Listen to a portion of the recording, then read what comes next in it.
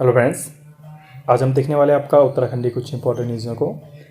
तो आपको जैसे पता ही होगा कि उत्तराखंड के जो राज्य आंदोलनकारी थे उनको आपका 10% कुछ आरक्षण यहाँ पे दिया गया था। कुछ सीटें इनके लिए आरक्षित की गई थी।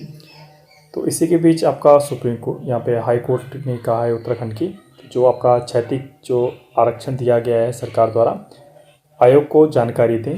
ठीक है, तो यहाँ पे हाई कोर्ट ने यहाँ पे तलब किया है कि हमको बताइए कि आपका आरक्षण जो दिया है। एक जन याचिका दायर हुई थी आपकी हाई कोर्ट में जिसमें कहा गया था कि जो आंदोलनकारियों को आरक्षण दिया गया है वो नहीं दिया जा सकता।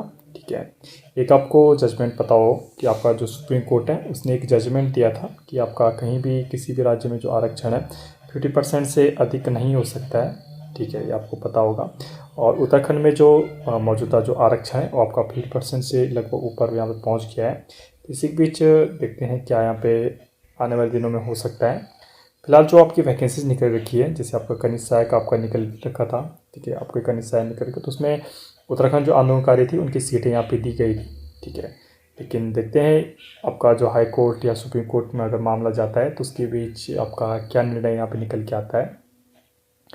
तो आपका नैनीताल में हाई कोर्ट है, आपको पता होगा। तो नैनीताल से यहाँ पे क्या है देखते हैं।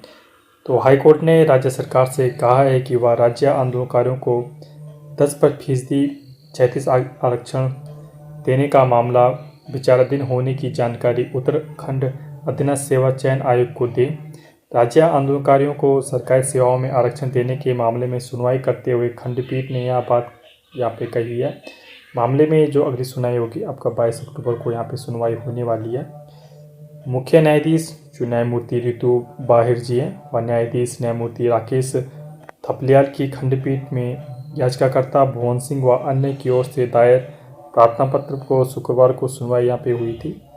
याचिका में कहा गया था कि हाल ही में अधीनस्थ सेवा चयन आयोग की ओर से 257 व 196 पदों के लिए अलग अलग वैकेंसी यहाँ पे जारी हुई थी जिसमें राज्य आंदोलनकारियों को क्षैतिज आरक्षण का प्रावधान किया गया है, जबकि मामला कोर्ट में विचाराधीन है।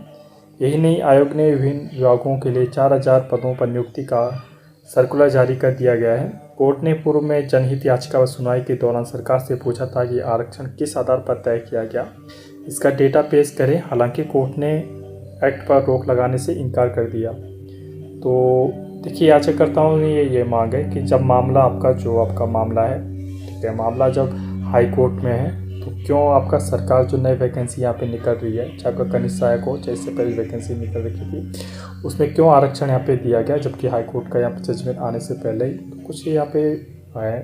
तो देखते हैं 22 अक्टूबर को क्या यहाँ पे सरकार यहाँ पे हाई कोर्ट है किसके फेवर में यहाँ पे फैसला सुनाती है। तो कुछ भी अपडेट आती है तो आप तक बिल्कुल यहाँ पे न्यूज़ पहुँचा दी जाएगी। इसके लिए प्लीज़ हमारे चैनल को सब्सक्राइब कीजिए और शेयर कीजिए ज़्यादा लोगों के साथ। हमारे टेलीग्राम ग्रुप से भी ज्वाइन हो सकती है आप। ठीक है, तो ओके फ्रेंड्स, स्टे ट्यून्ड है। Thank you.